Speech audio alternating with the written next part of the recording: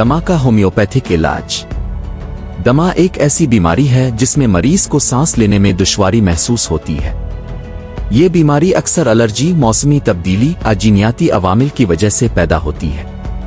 Homeopathic इलाज में दमा को कुदरती तरीकों से काबू में लाया जा सकता है। यहाँ कुछ मुअस्सिर होम्योपैथिक अद्वियात का जिक्र किया गया है जो दमा के इलाज में मुफीद साबित हो सकती है। एक एल्बम, इरसिकम एल्बम। ये दवा इन लोगों के लिए मुफीद है जिन्हें रात के वक्त दमा की शिद्दत ज्यादा महसूस होती है और सांस लेने में बहुत मुश्किल पेश आती है। 2. नीटर्म सल्फरकम। ये दवा इन लोगों के लिए मुअस्सिर है जिनका दमा मौसमी तब्दीलियों या नमी की वजह से बढ़ता है। ये दवा बलगम को खारिज करने में भी मददगार होती है।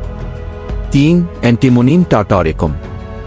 अगर दमा की वजह से सीने में बहुत ज्यादा बलगम हो और खांसी शदीद हो तो ये दवा मुअस्सिर साबित हो सकती है।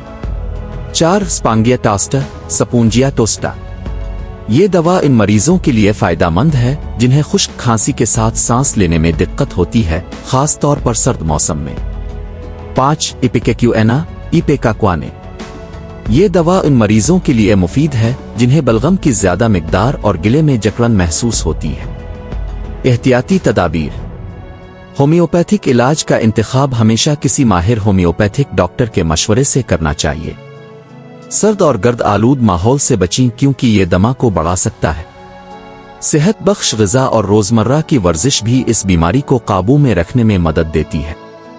याद रखें, होम्योपैथिक अद्वियात जिस्मानी तवाज़ुन को बरकरार रखने में मदद देती हैं और बगैर किसी मुज़िर असरात के बीमारी के खिलाफ क़ुव्वत मुदाफ़ियत को बढ़ाती है।